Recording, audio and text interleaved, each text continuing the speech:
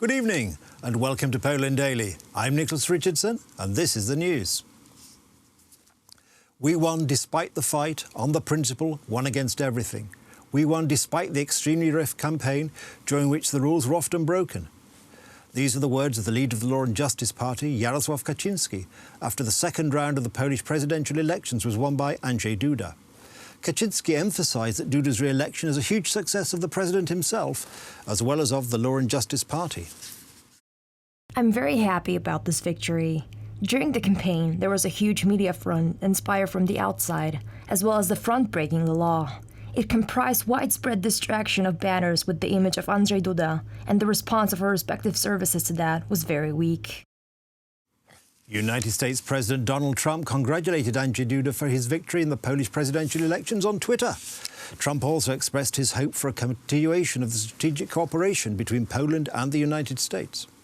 Other world leaders congratulate Andrzej Duda on his re-election. This time, the United States President Donald Trump, who emphasized that he's looking forward to continuing their fruitful cooperation regarding defense, trade, energy, and telecommunication security.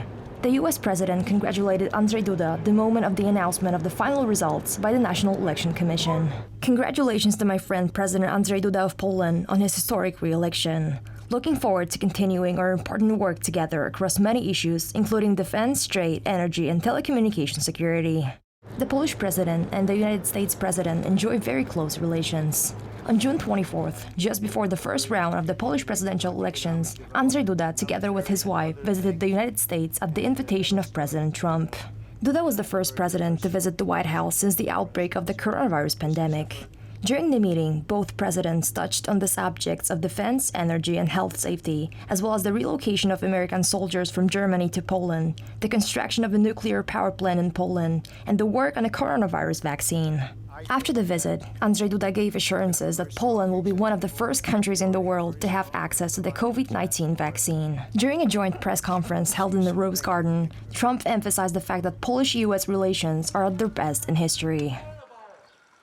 Rafał Trzaskowski, the Civic Coalition presidential candidate, who lost in the second round of the elections to Andrzej Duda, wrote on social media that there is no point in being offended by the outcome of the elections, since that is how democracy works. Nevertheless, some members of the opposition still intend to file electoral protests against the result with the High Court. More than 10 million Poles supported me in the second round of the elections. They supported the vision of an open, tolerant Poland. They supported a Poland more focused on local matters, on local government, and on the power of the people. They supported a Poland which respects its citizens, does not offend them, nor divide them, nor puts them against each other. There is no point in being offended by the final outcome. These are the rules of democracy. As we reported earlier, the opposition still cannot come fully to terms with its defeat in the presidential elections. Cezary Tomczyk, from the Civic Coalition, announced today that his party had received many reports of negligence and improper behaviour by members of electoral commissions across the country. The Civic Platform Party hopes that by encouraging citizens to file electoral protests, it may still beat Andrzej Duda, even though he received more than 430,000 votes than his opponent, Rafał Trzaskowski.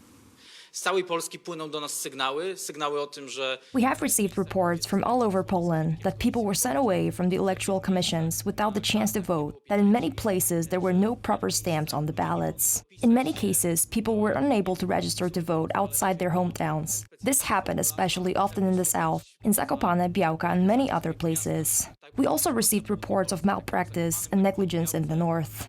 However, the worst situation was abroad. Hundreds of thousands of Poles were unable to vote. They were stripped of one of the most essential rights. There were 170,000 invalid votes and 110,000 postal votes, which were never sent back or were returned with mistakes. These are all matters we need to clear up as soon as possible. Polskich obywateli zostało pozbawionych prawa. That's the news. Thank you for watching. Stay with us for the weather, Poland Daily Business and more programmes. But from me, it's have a good night and a better tomorrow.